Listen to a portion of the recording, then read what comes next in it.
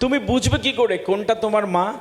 যেদিন কোনো এক মহিলা জোর করে আমার পাতে একটা আস্ত রুটি দিয়ে দেবে। একটা ছোট্ট গল্প বলি, সত্যি ঘটনা। আপনারা ভারতবর্ষের সবচেয়ে বড় চাকরি আইএএস নাম শুনে থাকবেন, ইন্ডিয়ান অ্যাডমিনিস্ট্রেটিভ সার্ভিস। এই বড় চাকরির পরীক্ষা অনেক কঠিন হয়, কিন্তু যারা চাকরি পায় এটা দুনিয়ার সবচেয়ে লোভনীয় একটা চাকরি। তো সেই চাকরির পরীক্ষায়, লিখিত পরীক্ষায় পাশ করে একটা ইয়াং ছেলে ইন্টারভিউতে গেছে। ইন্টারভিউয়াররা সামনে বসে রয়েছে, সে তার সামনে বসে রয়েছে, তাকে প্রশ্ন করা হচ্ছে। অনেক প্রশ্ন করার পরে ইন্টারভিউয়াররা জিজ্ঞেস করছে, আচ্ছা এবার একটা প্রশ্ন করি, উত্তর দাও। বলছে, স্যার বলুন। তো বলছে, প্রতি রাতে তোমার চোখ বেঁধে দেওয়া হবে, আর তোমাকে প্রতিদিন একজন আলাদা আলাদা মহিলা তোমার খাবার দেবে। প্রতি রাতে তোমার চোখ বেঁধে দেওয়া হবে, আর আলাদা আলাদা মহিলা এসে তোমাকে খাবার দেবে।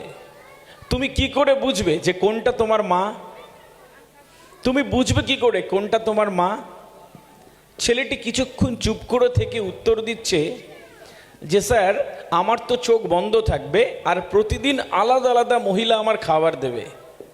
স্যার আমি একটা কাজ করব, আমি করব যে আমি প্রতিদিন সবার কাছে অর্ধেক করে রুটি চাইব। প্রতিদিন সবার কাছে অর্ধেক করে রুটি চাইব। যেদিন কোনো এক মহিলা জোর করে আমার পাতে একটা আস্ত রুটি দিয়ে দেবে, ওইটা আমার মা হবে।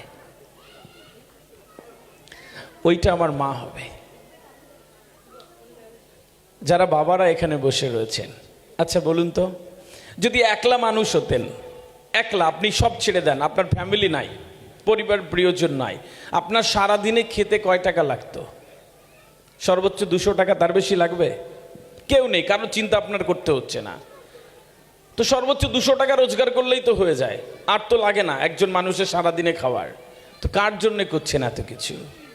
হাই ব্লাড প্রেশার হচ্ছে, সুগার হচ্ছে, মাথার ঘাম পায়ে ফেলে কোথায় না কোথায় ছুটছেন, কিছু মানুষকে তো ভালো রাখার জন্য, আর তো কিছু না।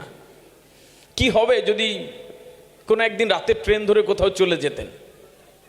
কিন্তু যেতে পারছেন না। তো কিছু মানুষের মুখে হাসি ফোটাবার জন্যে দিন রাত এক করে ফেলছেন, কেউ বোঝে না, তারপরেও করছেন। আমার প্রশ্ন হচ্ছে, যখন করছেন এইটা, তখন এই কাজটা আরেকটু ভালো করে করি, এই কাজটা আরেকটু সুন্দর করে করি। কিভাবে, এই কথা আমি আপনাকে কথায় কথায় জানাবো।